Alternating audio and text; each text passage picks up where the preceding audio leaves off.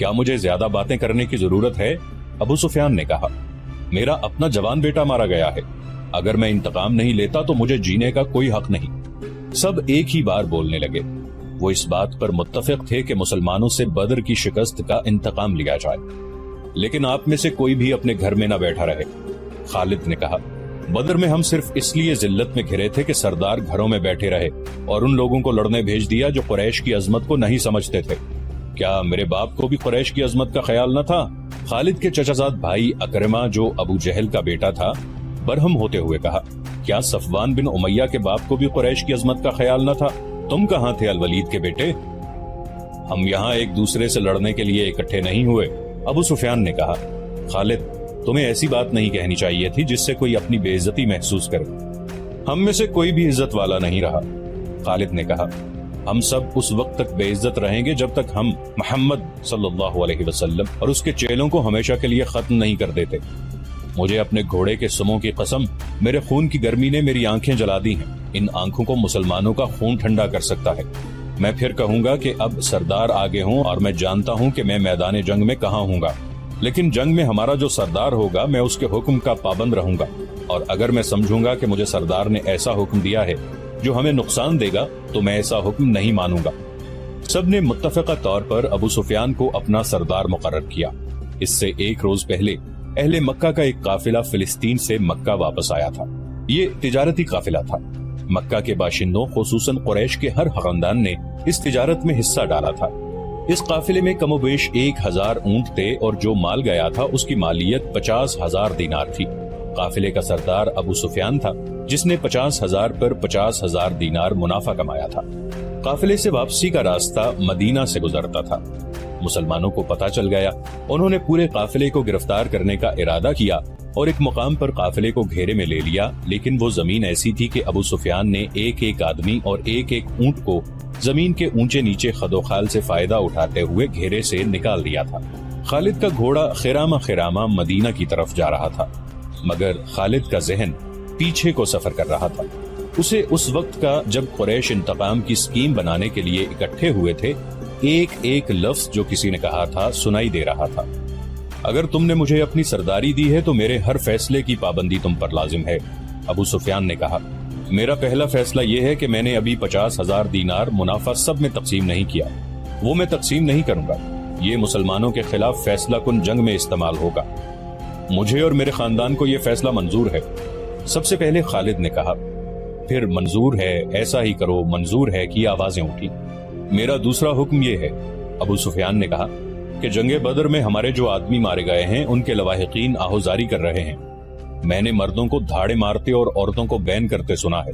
अल्लाह की कसम, जब आंसू बह जाते हैं तो इंतकाम की आग सर्द हो जाती है। आज से बदर के मकतूलीन पर कोई नहीं रोएगा। और मेरा तीसरा हुक्म यह है कि मुसलमानों ने बदर की लड़ाई में हमारे जिन आदमियों को कैद किया है उनकी रिहाई के लिए कोई कोशिश नहीं की जाएगी। तुम जानते हो कि मुसलमानों ने कैदियों की रिहाई के लिए उनके दर्जे मुकर्रर कर दिए हैं और उनका फिदिया 1000 से 40 दिरहम मुकर्रर किया है। हम मुसलमानों को 1 दिरहम भी नहीं देंगे। ये रकम हमारे ही खिलाफ इस्तेमाल होगी। खालिद को घोड़े की पीठ पे बैठे और मदीना की तरफ जाते हुए जब वो लम्हे याद आ रहे थे तो उसकी मुट्ठियां बंद हो गई। गुस्से की लहर उसके सारे वजूद में भर गई। वो वक्त बहुत पीछे रह गया था, लेकिन अब भी उसके अंदर गुस्सा बेदार हो गया था। उसे गुस्सा इस बात पर आया कि इजलास में तय था कि मुसलमानों के पास मक्का का कोई आदमी अपने कैदी को छुड़ाने मदीना नहीं जाएगा, लेकिन एक आदमी चोरी छुपे मदीना चला जाता और अपने अजीज रिश्तेदार को रिहा करा देता। अबू सुफियान ने अपना हुक्म वापस ले लिया। खालिद का अपना एक भाई जिसका नाम वलीद था, मुसलमानों के पास जंगी कैदी था। अगर उस वक्त तक कुरैश अपने बहुत से कैदी रिहा न करा लाए होते तो खालिद अपने भाई की रिहाई के लिए कभी न जाता। उसे अपने भाइयों ने मजबूर किया कि वलीद की रिहाई के लिए जाए। खालिद को याद आ रहा था कि वो अपने वकार को ठेस पहुंचाने पर आमादा नहीं हो रहा था, लेकिन उसे ख्याल आया था। ख्याल ये था कि रसूल करीम सल्लल्लाहु अलैहि वसल्लम भी उसी के कबीले से थे और आप सल्लल्लाहु अलैहि वसल्लम के पैरोकार यानी जो मुसलमान हो गए थे वो भी कुरैश और अहले मक्का से थे। वो आसमान से तो नहीं उतरे थे। वो इतने जर्री और दलेर तो नहीं थे कि 313 की तादाद में 1000 को शिकस्त दे सकते। अब उनमें कैसी कुव्वत आ गई है कि वो हमें नीचा दिखाकर हमारे आदमियों की कीमतें मुकर्रर कर रहे हैं। उन्हें एक नजर देखूंगा। खालिद ने सोचा था, मोहम्मद सल्लल्लाहु अलैहि वआलिहि वसल्लम को गौर से देखूंगा, और वो अपने भाई हशाम को साथ लेकर मदीना चला गया था। उसने अपने साथ 4000 दिरहम बांध लिए थे। उसे मालूम था कि बनु मखजूम के सरदार अल वलीद के बेटे का फिदिया 4000 दिरहम से कम नहीं होगा। ऐसा ही हुआ।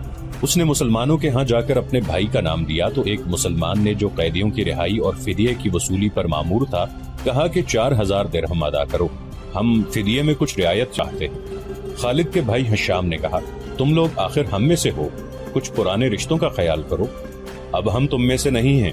मुसलमानों ने कहा, हम अल्लाह के रसूल के हुक्म के पाबंद हैं, क्या हम तुम्हारे रसूलुल्लाह सल्लल्लाहु अलैहि वसल्लम से बात कर सकते हैं? हशाम ने पूछा। हशाम, खालिद ने गरज कर कहा, मैं अपने भाई को अपने वकार पर कुर्बान कर चुका था, मगर तुम मुझे साथ ले आए, ये जितना मांगते हैं उतना ही दे दो।